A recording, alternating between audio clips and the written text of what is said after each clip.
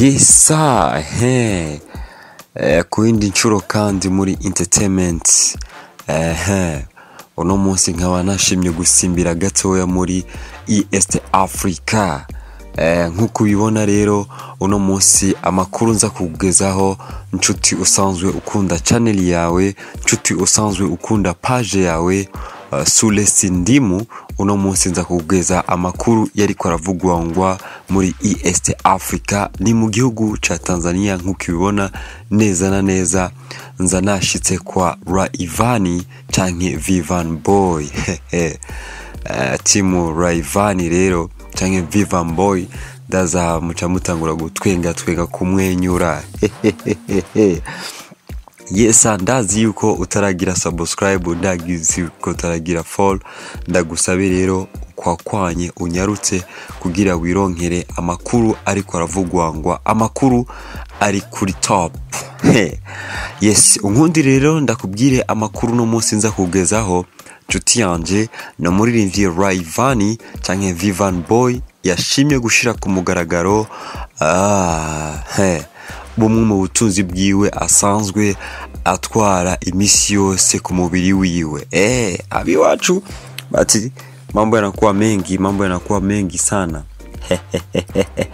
Yesa, ni Rayvanny canke Vivan Boy abicishije ku rubuga rwiwe rwa Instagram, yerekanye neza na neza ibiciro vy'impeta, ibiciro Bracelet yambaye, igiciro c'ihereni. Nkuko rero yabishize ku mugaragaro ku rubuga rwiwe rwa Instagram, Rayvanny rero nshuti zanje yagize ati, jewe nambara Bracelet ingana amafaranga imiriyoni 8, amafaranga imiriyoni 8. Ya iyo ni Bracelet yonyene yo ku kuboko, amafaranga miliyoni 8, yababa yarenga imiriyoni 9 zamarundi. Aho ni igiciro kimwe tuvuga cha berbe.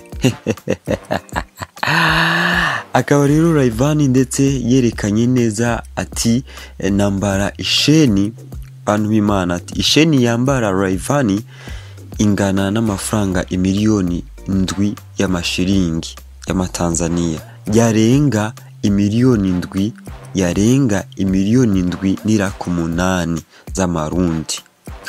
Urumva ko atari amahera makeya, na mahera nyene wumva yuko Rayvanny kandi akaba yashize ku mugaragaro yuko impeta yambara pete, uko twasema pete, impeta yambara igugwa agaciro kayo ari imiriyoni 6 z'amashiringi. Uravyumva neza yuko ari umuririmbyi vraiment yashimye gushira ku mugaragaro ibiciro by'ibintu yambara. Imiriyoni 6 z'amashiringi yarenga imiriyoni 6 n'iraki 7 z'amarundi.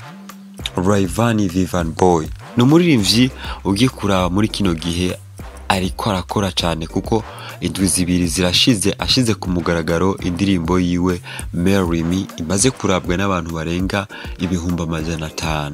Rayvanny vraiment kuba yashize ku mugaragaro ibiciro by'ibintu yambara ni kimwe kigaragaza yuko ari umuririmbyi muri kino gihe yerekana abantu, yashimye kwereka abakunzi biwe yuko ibintu yambara si bya bindi by'abaririmbyi babandi bambara vy'amahera make.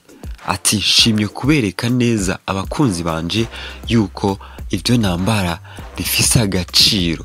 Cufata rero ayo mafaranga yose, ufate imiriyoni 9 y'amarundi, imiriyoni 7 n'irako 8 y'amarundi, imiriyoni 6 n'irako 7 z'amarundi, uyashire hamwe wumve yuko wogura umuduga, wogura iki, wokora iki kuri bwawe. Wibaza yuko aya mafaranga tuyahaye umuririmbyi muri Buja Flavor iyo yakoze iki? Unyandikira muri commentaire umbwira ati ku bwawe aya mafaranga yo Rayvanny yambara impeta, Bracelet n'ihereni gusa, aya mafaranga tuyahaye umuririmbyi muri Buja Flavor yokora iki?